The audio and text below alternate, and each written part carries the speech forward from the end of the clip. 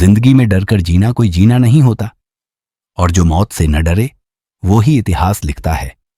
30 साल की उम्र, जब लोग जिंदगी के सपने बुनते हैं, उस उम्र में भगत सिंह ने मौत को गले लगाकर भारत की आजादी का सपना जगा दिया। 23 मार्च 1931, लाहौर सेंट्रल जेल। शाम के सन्नाटे में सिर्फ एक आवाज गूंज रही थी, इनकलाब जिंदाबाद। ये नारा फांसी के फंदे से नहीं, भारत की आत्मा से उठ रहा था। लेकिन इस दिन की कहानी सिर्फ फांसी की रस्सी तक नहीं है, बल्कि शुरू होती है उस आखिरी 24 घंटों से, जब भगत सिंह मौत से नहीं, किताब से लड़ रहे थे। 22 मार्च की रात भगत सिंह, सुखदेव और राजगुरु को एक अजीब सी खामोशी में रखा गया। अंग्रेज अफसर घबराए हुए थे, क्योंकि बाहर पूरे देश में भगत सिंह की फांसी रोकने की मांग उठ चुकी थी। लोग सड़कों पर उतर आए थे, इनकलाब की आग भड़क रही थी।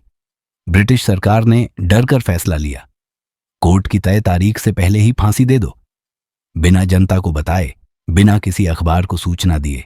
23 मार्च की शाम 7 बजे फांसी का वक्त तय हो गया। लेकिन जेल के अंदर क्या हो रहा था? भगत सिंह क्या सोच रहे थे? क्या वो डर रहे थे? क्या रोए? क्या उन्होंने अंतिम इच्छा मांगी? नहीं, उन्होंने सिर्फ एक चीज मांगी, मेरी किताब अधूरी है, मुझे पूरा पढ़ने दो। वो पढ़ रहे थे लेनिन की जीवनी, और जब जल्लाद आया तो बोले, ठहरो, एक क्रांतिकारी दूसरे क्रांतिकारी से मिल रहा है। मैं नास्तिक हूं, लेकिन मैं इंसानियत में विश्वास करता हूं, और इंसानियत को मारने वाली हर सत्ता से मैं टकराऊंगा। भगत सिंह। जेल डायरी से शाम के 6:45 भगत सिंह को सूचित किया गया, अब वक्त आ गया है। उन्होंने मुस्कुराकर कहा, ठीक है, चलो, आजाद भारत के लिए मरने का दिन आ गया। सुखदेव और राजगुरु को भी बुलाया गया।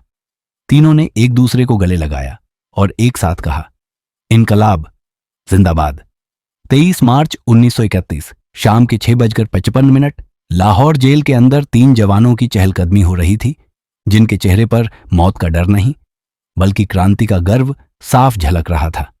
भगत सिंह, राजगुरु और सुखदेव तीनों ने आखिरी बार गले मिलकर हंसते हुए कहा, सरफरोशी की तमन्ना अब हमारे दिल में है, देखना है जोर कितना बाजुए कातिल में है। जेल के जल्लाद ने दस्तक दी, तीनों को फांसी के तख्ते पर ले जाया गया। लेकिन उस खामोशी को चीरती हुई एक आवाज आई, इनकलाब जिंदाबाद। तीनों ने एक साथ वो नारा लगाया जो आज भी हर देशभक्त के सीने में धड़कता है। इतिहासकार बताते हैं कि अंग्रेज जेल के चारों तरफ सैनिकों को तैनात कर चुके थे। उन्हें डर था कि अगर किसी को भनक भी लग गई तो जेल के बाहर जनता की बगावत उठ खड़ी होगी। इसलिए फांसी न तय समय पर हुई, न तय तरीके से, न तय दस्तूर से। शाम के 7 बजते ही भगत सिंह ने फंदे की तरफ देखा, फंदे को चूमा, हंसते हुए कहा, मुझे गर्व है कि मैं इस मिट्टी के लिए मर रहा हूं। और फिर तीनों देशभक्तों के पांव के नीचे से तख्ता खींच लिया गया। लाशें ताजा थीं, लेकिन रूहें आजादी के आकाश में उड़ चुकी थीं। लेकिन शायद अंग्रेज मौत से भी डरे हुए थे, इसलिए फांसी के बाद भी उन्होंने कायरता दिखाई। रात 10 बजे जेल प्रशासन ने किसी को बिना बताए तीनों की लाशों को एक बोरे में डाला और सतलुज नदी के किनारे ले जाकर जला दिया। जब गांव वालों को पता चला तो हजारों लोग जुट गए, राख और अस्थियां इकट्ठी की, और वो राख आज भी भारत की मिट्टी में क्रांति बनकर घुली हुई है।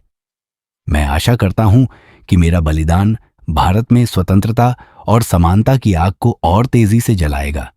भगत सिंह 23 साल की उम्र, जिस उम्र में लोग अपने करियर की शुरुआत करते हैं, उस उम्र में एक नौजवान इतिहास की किताब में अमर हो गया। भगत सिंह मरे नहीं थे, वो पूरे भारतवर्ष की आत्मा में बस गए थे। आज जब कोई अन्याय के खिलाफ आवाज उठा